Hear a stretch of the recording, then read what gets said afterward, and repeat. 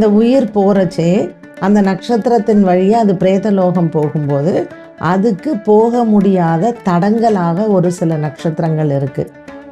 அப்போ இந்த நட்சத்திரங்களுக்கெல்லாம் கால அளவு வச்சிருக்காங்க. அந்த கால அளவு என்னன்னா 6 மாதம், 2 மாதம், 3 மாதம்னு வச்சிருக்கிறாங்க. அப்போ நம்ம என்ன பண்ணணும்னா, ஒருத்தர் செத்து போயிட்டா அப்படின்னா பரிகாரமாக என்ன பண்ணுவாங்கன்னா தானங்கள் கொடுப்பாங்க. ஸோ ஒவ்வொருத்தருடைய வசதியை பொறுத்து தான். நீ 12 பேருக்கு தானம் கொடுக்குறியா இல்லை 10 பேருக்கு தானம் கொடுக்குறியாங்கிறது தான்.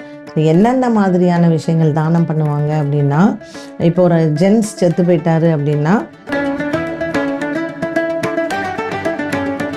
இப்போ எடுத்துகிட்டு போய் அவங்க புதைக்கிறாங்களோ எரிக்கிறாங்களோ முடிச்ச மத்தா நாள்லேருந்து கணக்கு, சரிங்களா? மத்தா நாள்லேருந்து 16வது நாள் அவங்க அந்த சடங்கு முடிக்கிற வரைக்கும் கண்டிப்பாக டெய்லி காலையிலையும் சரி சாயங்காலமும் சரி இறந்த இடத்துல அந்த விளக்கை ஏற்றி வைக்கணும். அந்த விளக்கு தெற்கு முகமாக இருக்கணும்.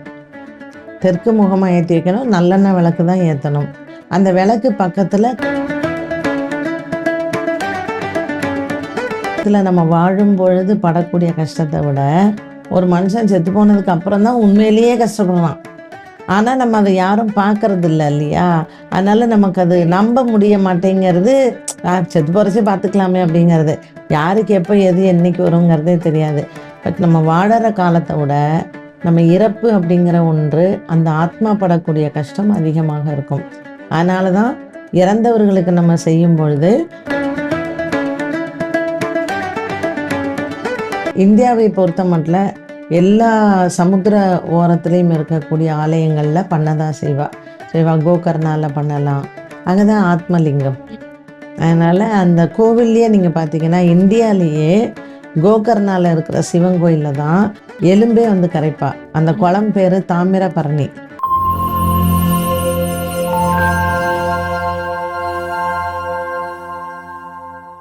காஸ்மோ வியூ நேயர்கள் அனைவருக்கும் வணக்கம். இன்றைய நிகழ்ச்சியில ஆஸ்ட்ராலஜர் பாரதி ஸ்ரீதர் மேடம் நம்ம கூட இணைந்திருக்காங்க. தொடர்ந்து நிறைய விஷயங்கள் பேசலாம். வணக்கம் மேம். வணக்கம்மா. எப்படி இருக்கீங்க மேம்? நல்லா இருக்கேன். நீங்க நல்லா இருக்கீங்க? நல்லா இருக்கேன் மேம். தொடர்ந்து நிறைய ஆன்மீகம் சார்ந்த பதிவுகள் எங்களுக்காக கொடுத்துட்டு இருக்கீங்க. ஸோ அந்த வகையில இன்னைக்கு நிகழ்ச்சி நிறைய பேருக்கு இருக்கக்கூடிய சந்தேகம், இந்த இறந்தவர்களுக்கு அடைப்பு அப்படின்னு ஒரு சில தேதிகள் கொடுக்குறாங்க. இதுல நிறைய குழப்பங்கள் இருக்கு மக்களுக்கு. ஸோ உங்ககிட்ட இந்த விளக்கத்தை கேட்டு தெரிஞ்சுக்கணும் அப்படின்னு நினைக்கிறோம். முதல்ல இந்த அடைப்பு அப்படின்னா என்ன, இதற்கான நாட்கள் ஏதாவது இருக்கா, அதை பத்தி ஒரு விளக்கம் கொடுங்க மேம். ஓகே, அதாவது பிறப்பு எப்படி உண்மையோ இறப்பும் அது உண்மை இல்லையா? ஸோ நம்ம பிறந்த உடனே அன்னைக்கு என்ன நட்சத்திரம் அப்படின்னு சொல்லிட்டு பார்க்குறோம். இறந்த அன்னைக்கு என்ன பார்ப்போம்னா திதி பார்ப்போம். ஸோ பிறப்புக்கு நட்சத்திரம் முக்கியம், இறப்புக்கு திதி தான் முக்கியம். ஆனால் அந்த அடப்பு அப்படின்னு சொல்றதே நட்சத்திரத்துக்கு தான். ஸோ எதுக்காக அந்த அடப்பு சொல்றாங்க, அந்த அடப்பு அப்படிங்கிற வார்த்தைக்கு என்ன அர்த்தம் அப்படின்னு கேட்டிங்கன்னா, இப்போ ஒரு மனிதன் இறந்து போய்ட்றாரு. இறந்த உடனே அந்த உயிர் போறது இல்லையா, அது அன்னைக்கு அந்த நட்சத்திரத்தின் வழியாக போறதான். சரிங்களா? அப்போ ஒரு சில நட்சத்திரங்கள் அடப்புன்னு சொல்றது, இந்த ஆத்மா அவ்வளோ ஈஸியா அதுக்கு போக முடியாதான். யமதூதர்கள் கூட்டின்னு போறார் இல்லையா? ஸோ அது எந்த லோகத்துக்கு போகணுமோ அது பிரேத லோகத்துக்கு தான் ஃபர்ஸ்ட் போகணும். பிரேத லோகத்திலிருந்து பித்ருலோகம் போகும். பித்ருலோகத்திலிருந்து அது சந்திரமண்டலம் போறதா சூரிய மண்டலம் போறதாங்கிறது அந்தந்த பாவ புண்ணியத்துக்கு ஏற்ற மாதிரி அது டிவைட் ஆகும். ஸோ இந்த உயிர் போறச்சே அந்த நட்சத்திரத்தின் வழியாக அது பிரேதலோகம் போகும்போது அதுக்கு போக முடியாத தடங்களாக ஒரு சில நட்சத்திரங்கள் இருக்கு. அப்போ இந்த நட்சத்திரங்களுக்கெல்லாம் கால அளவு வச்சிருக்காங்க. அந்த கால அளவு என்னன்னா 6 மாதம், 2 மாதம், 3 மாதம்னு வச்சிருக்கிறாங்க. அப்போ நம்ம என்ன பண்ணணும்னா, ஒருத்தர் செத்து போயிட்டா அப்படின்னா அன்னைக்கு என்ன நட்சத்திரம்னு ஃபர்ஸ்ட் பார்த்துக்கணும், என்ன திதி அப்படிங்கிறது பார்த்துக்கணும். ஒரு சில நாள்ல 2 நட்சத்திரம் வரும், 2 திதி வரும். இப்போ ஒரு சில பேர் இறந்து போயிடுறாங்கன்னா மாசம் முடிஞ்சு அடுத்த மாசத்துல வருது பார்த்தீங்களா? ஸோ அது நம்ம அதில் கன்ஃபியூஷன் வந்துடும். அதனால இதை பற்றி நல்லா தெரிஞ்சவங்கள்ட்ட அவங்க கேட்டுக்கணும் ஃபர்ஸ்ட். இப்போ இதில் நம்ம சொல்லக்கூடிய நட்சத்திரங்கள் அவிட்டம், சதயம், பூரட்டாதி, உத்திரட்டாதி, ரேவதி. இந்த நட்சத்திரங்களுக்கெல்லாம் இதில் செத்து போயிட்டா அன்னைக்கு செத்து போறச்சே இந்த நட்சத்திரம் இருக்கா 6 மாசம் அடைப்புன்னு சொல்றது. ஸோ அந்த ஆத்மாவுக்கு 6 மாத காலம் அந்த போய் சேர்றதுக்கே அது கஷ்டப்படும். அந்த அடப்பு. அடுத்தது வந்து பார்த்தீங்கன்னா, ரோகிணி நட்சத்திரத்தில அன்னைக்கு செத்து போயிட்டா அப்படின்னா, 4 மாத காலம் அதற்கு அடைப்பு. அதற்கு அடுத்தது கிருத்திகை, உத்திரம் நட்சத்திரத்தில் இறந்தால் 3 மாதம். மிருகசீரிஷம், சித்திரை, புனர்பூசம், விசாகம், உத்திராடம் இதில இறந்தால் 2 மாதம். ஸோ இதெல்லாம் தான் அந்த அடப்பு இருக்கக்கூடிய நட்சத்திரங்கள். இந்த நட்சத்திரத்தில செத்து போயிட்டா இத்தனை மாச கால அடப்பு அப்படின்னு. இப்ப அந்த காலத்தில என்ன பண்ணாங்க, ஒரு 100 வருஷம் முன்னாடி எல்லாம் வந்து இந்த அடப்பை எப்படி ஃபாலோ பண்ணாங்கன்னா, இப்ப 6 மாதம், 3 மாதம் அந்த வீட்டையே மூடிடுவாங்களாம். அந்த வீட்ல அந்த காலத்துல இருக்க மாட்டாங்க இருக்க யாருமே. மாட்டாங்க. ஸோ அந்த வீட்ட மூடிட்டு என்ன பண்ணுவாங்களாம், இந்த இறந்தவர்களினுடைய ஆடைகள் இது எல்லாத்தையும் ஒரு ட்ரங்க் பொட்டி மாதிரி போட்டு, அது பக்கத்துல ஒரு வெண்கல உருளி, அது உள்ள ஒரு மண் அகல். அதுல வந்து ஃபுல்லா இல்ல வெண்கல உருளியிலேயே ஃபுல்லா இப்ப 6 மாசம்லாம் அடப்பு இருந்ததுன்னா, வெண்கல உருளியிலேயே மொத்தமா நல்லெண்ணெய போட்டு தீபம் ஏத்திருவாங்களாம். இந்த அணையா தீபம் மாதிரி. அணையா தீபம் மாரி ஏத்திருவாங்க. அப்பப்ப யாராவது போய் அத ஏத்திப்பாங்கன்னு வச்சுக்கோங்களேன். பட் இன்னைக்கு இருக்கக்கூடிய காலகட்டத்தில நம்ம இதெல்லாம் வந்து பண்றது கஷ்டம். ஸோ அதுக்கப்புறம் வந்த காலத்தில என்ன பண்ணாங்க, சரி எதையாவது ஒன்ற வந்து அந்த அடப்புக்கு பதிலா, இந்த வீட்ட மூடுறதுக்கு பதிலாக ஏதாவது ஒண்ண இடிக்கணும். இப்ப வீட்லலாம் வந்து பார்த்தீங்கன்னா, ஒரு டைல எடுத்துருவாங்க. இல்லன்னா முன்னாடி எல்லாம் என்ன பண்ணுவாங்கன்னா, வீட்டுக்கு முன்னாடி அந்த குட்டி செவுருன்னு இருக்கும் இல்லைங்களா? செவுரு இடிப்பாங்க. ஓகே. இது இடிக்கிறதுக்கான காரணம் என்ன மேடம்? ஏன்னா, அது வந்து என்னன்னா, அது ஒரு சாங்கியம் மாரி. ஓகே. அது போறதுக்கான வழி வழி இல்லையா? இது பண்றதுக்கு. நம்ம ஏதாவது ஒண்ணு வந்து உடைச்சு விடணும் வீட்ல.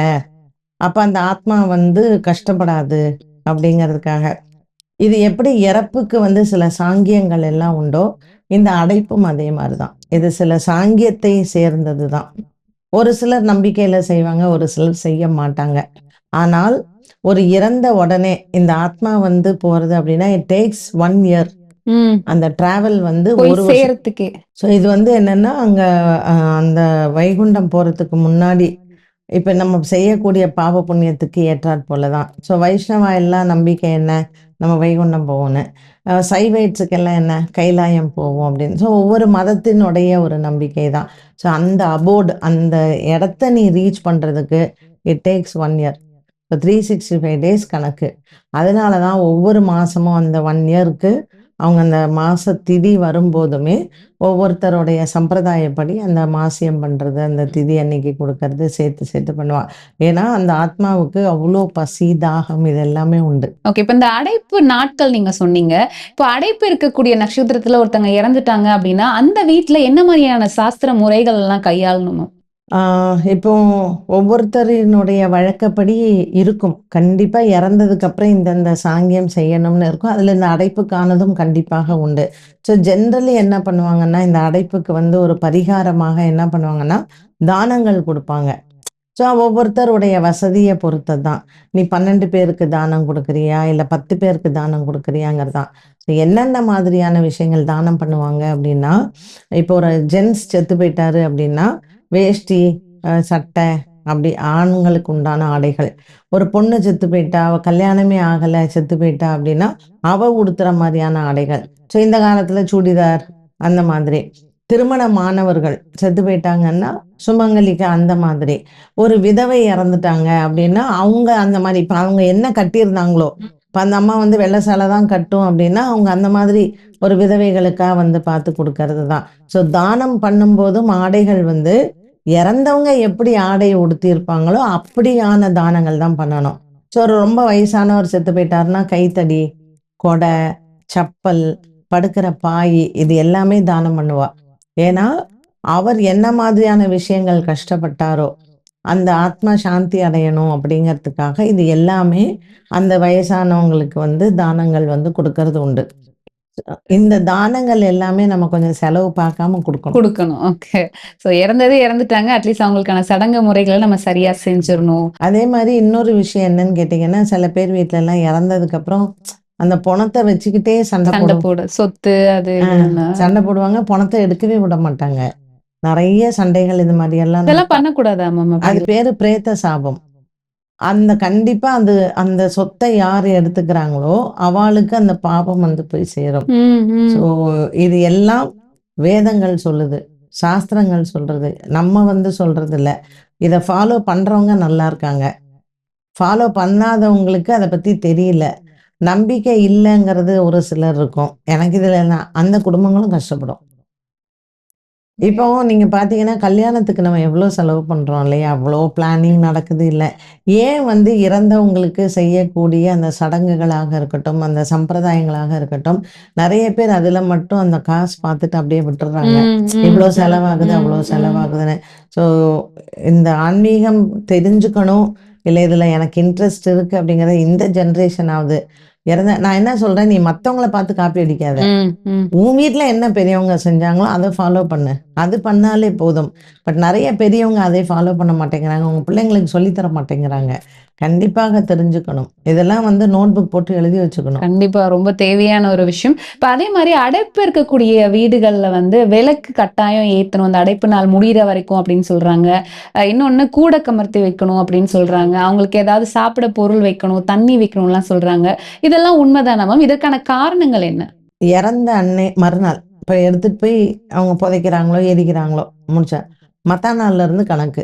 சரிங்களா? மத்தா நாள்ல இருந்து 16வது நாள் அவங்க அந்த சடங்கு முடிக்கிற வரைக்கும், கண்டிப்பா டெய்லி காலையிலயும் சரி, சாயங்காலமும் சரி, இறந்த இடத்துல அந்த விளக்க ஏத்தி வைக்கணும். அந்த விளக்கு வந்து தெற்கு முகமா இருக்கணும். தெற்கு முகமா ஏத்தி வைக்கணும். நல்லெண்ணெய் விளக்கு தான் ஏத்தணும். அந்த விளக்கு பக்கத்துல கண்டிப்பா ஒரு செம்பு தண்ணி வைக்கணும்.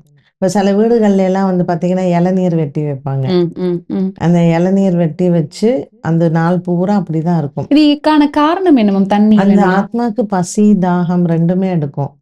இப்ப நெறைய பேர் வந்து இப்ப நம்ம இது ஒரு எக்ஸ்பீரியன்ஸ் கிடையாதுன்னு வச்சுக்கோங்களேன். இல்லையா? யாருக்குமே இல்ல. எக்ஸ்பீரியன்ஸ் ஆனால் கருட புராணத்துல எல்லாம் வந்து என்ன சொல்லியிருக்குன்னா, இப்போ அந்த ஆத்மா வந்து நம்ம உடம்புல இருந்து போறது இல்லையா? உயிர் போறது இல்லையா? யமதூதர்கள் அவள கூட்டின்னு போயிட்டு திருப்பி கொண்டாந்து விட்டுருவாளாம். இதுதான் உன் வீடு. 10 நாள் கழிச்சு நாங்க வந்து உன்ன கூட்டின்னு போறோம்ன்னு சொல்லிட்டு. ஸோ அந்த 10 நாளும் அந்த ஆத்மா அந்த வீட்டுக்கு யார் வரா, போறா. ஸோ அந்த வீட்ல இருக்கக்கூடிய ஏதாவது ஒரு உயிரினத்தோட அது ஒட்டி இருக்கும்னு சொல்லுவாங்க. அந்த பூனையோ, இப்ப சில நம்ம தெருவுல இருக்கக்கூட பூனையா கூட இருக்கலாம். ஏதாவது ஒரு உயிரினத்தில் அது ஒட்டி இருக்கும். அது நம்ம வீட்லயே தான் இருக்கும். ஒரு பல்லியா இருக்கலாம். அதனால தான் இதெல்லாம் சொல்லுவாங்க. பல்லிகள்லாம் இருந்தா நம்மளுடைய முன்னோர்கள் இருப்பாங்க அப்படின்னு சொல்றோம் பார்த்தீங்களா? காரணம் அதான். ஒரு ஈயா இருக்கலாம், எறும்பா இருக்கலாம். அதனால தான் கோவில்ல எல்லாம் நம்ம போனா எறும்பு குளிக்கெல்லாம் நம்ம வச்சுட்டு வர்றதுக்கு காரணம், நம்ம பித்ரு ஏதாவது ஒண்ணு அங்க இருக்கலாம் அப்படிங்கிறதுக்காக தான். ஸோ நம்ம வீட்ல அதுங்களுக்கு ஏற்படக்கூடிய அந்த தாகத்திற்கு அந்த ஒரு செம்பு தண்ணீரும், அவங்களுக்கு பிடித்தமான ஒரு உணவு வகைகளும். இப்ப அந்த ஆத்மா வந்து பார்க்கும்போது, அது கண்டிப்பா அழுமாம். ஐயோ! நான் எல்லாரையும் இப்படி விட்டுட்டு நான் இருக்கேனே அப்படின்னு சொல்லிட்டு அழுமாம். அப்ப அழறச்சே இதெல்லாம் நம்ம வைக்கும்போது, நம்மளையும் பார்த்துக்கிறா. நம்ம செத்து போனதுக்கு அப்புறமும் நம்மள பார்த்துக்கிறாள்ல அப்படிங்கிற ஒரு மனசு திருப்தி அதற்கு ஏற்படுது. அப்ப அந்த ஆத்மா திருப்தி அடைஞ்சால் அந்த குடும்பத்த அது ஆசீர்வாதம் பண்ணிட்டு தான் போகும்.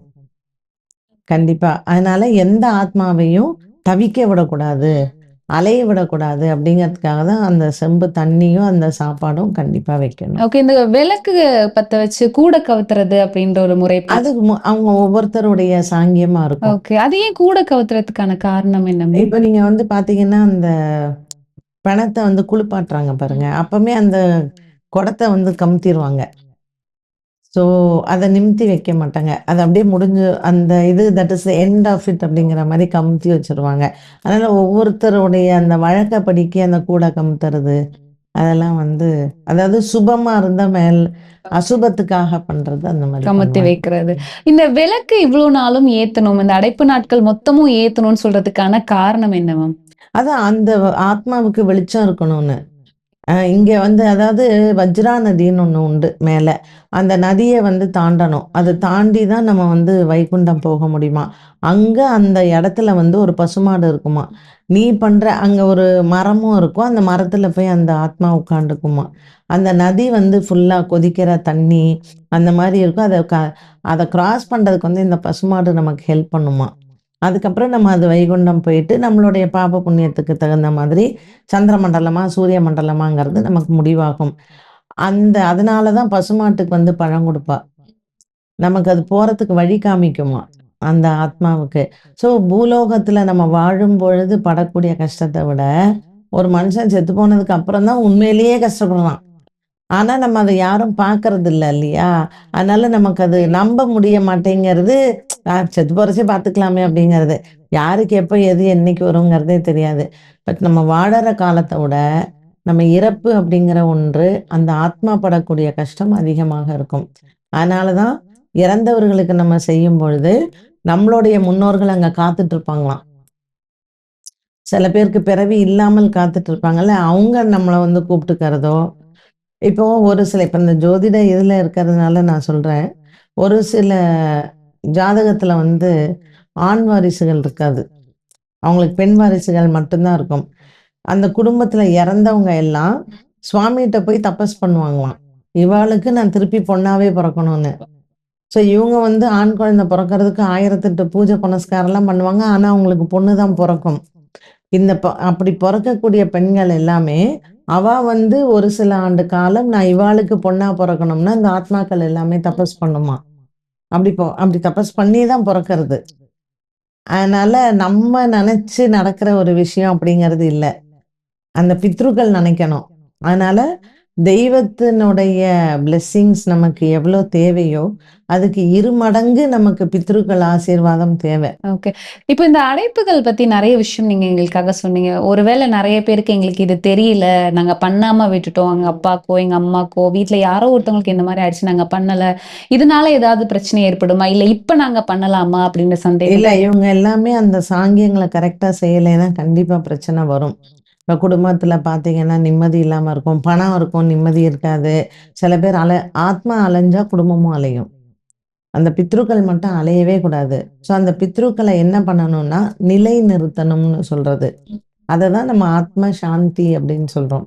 ஸோ அதுங்கள நம்ம கரை சேர்க்கணும். இப்ப வந்து அவங்க பிரேத லோகத்திலேயே இருக்கா, பித்ருலோகமே போல அப்படின்னா, நம்ம தான் பித்ருலோகத்துக்கு அனுப்பணும். இது எப்படி மேம் பண்றது? அதுக்கு தான் அந்த ஹோமங்கள் எல்லாம் பண்றாங்க. பூஜை, ஹோம ஆ, முறைகள். ஆ. 500 வருஷம் ஆனாலும் வெயிட் பண்ணும். ஆ. அதனால அந்த ஆத்மாக்கள் வந்து நம்ம கரை சேர்க்கறதுன்னு சொல்றது.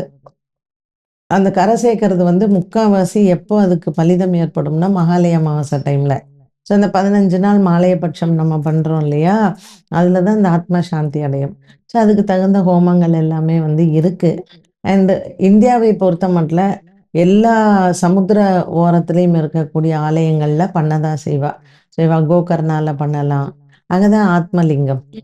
அதனால அந்த கோவில்லயே நீங்க பார்த்தீங்கன்னா, இந்தியாலயே கோகர்ணால இருக்கிற சிவன் கோயில்ல தான் ம். எலும்பே வந்து கரைப்பா. அந்த குளம் பேரு தாமிரபரணி. அந்த அம்பாளுக்கு எதிர்த்த மாரி இருக்கும். ஸோ அங்க போனீங்கன்னா ஃபுல்லா எலும்பு, அந்த ஹஸ்தி இதெல்லாம் அந்த குளத்துல வந்து கரைப்பாங்க. ஸோ கோவில் உள்ள போய் ஹஸ்தி கரைக்கிற ஒரே கோவில் கோகர்ணா தான். அதனால நெறைய பேர் எங்க இருந்தெல்லாமோ வந்து அங்க பண்ணிட்டா அவளுக்கு வந்து அவ கைலாயம் போயிடுவா அப்படிங்கிற ஒரு நம்பிக்கை. ஸோ ஆத்மலிங்கத்துல அங்க பண்ணுவாங்க. திருப்புல்லானில பண்ணுவாங்க. ஆதி ஜெகநாத பெருமாள். அதே மாரி பூரியில ஜெகநாத பெருமாள். வர்க்கலால பண்ணுவா. எல்லா இடத்துலயுமே இருக்கு. ஓகே. இப்ப இந்த அடைப்பு நாட்கள்ல நம்ம வீட்ல விளக்கேத்துறோம்ல மேம். இந்த நாட்கள்ல நம்ம பூஜை அறையில விளக்கு ஏத்தலாமா? பண்ணக்கூடாது. ஏத்தக்கூடாது. தீட்டு இல்லையா? ஸோ இறந்தாலே 10 நாள் மேம் தீட்டு. இந்த 6 மாசம் அடைப்பு காலமும் நம்ம பூஜை அறையில விளக்கு ஏற்றக்கூடாதா மேம்? இப்ப நீங்க அதே வீட்ல இருந்தீங்கன்னா, 10 நாள் முடிஞ்சு நம்ம சுபம் பண்ணிட்டோம்னா, பூஜை ரூம்ல ஏத்தலாம். இப்ப நீங்க அந்த வீட்ல இல்ல, இப்ப சில பேரெல்லாம் வந்து பார்த்தீங்கன்னா, அப்பா, அம்மா இறந்துருவாங்க. அப்புறம் அவங்க உடனே 15 நாள்ல யுஎஸ் எல்லாம் போயிடுறாங்க.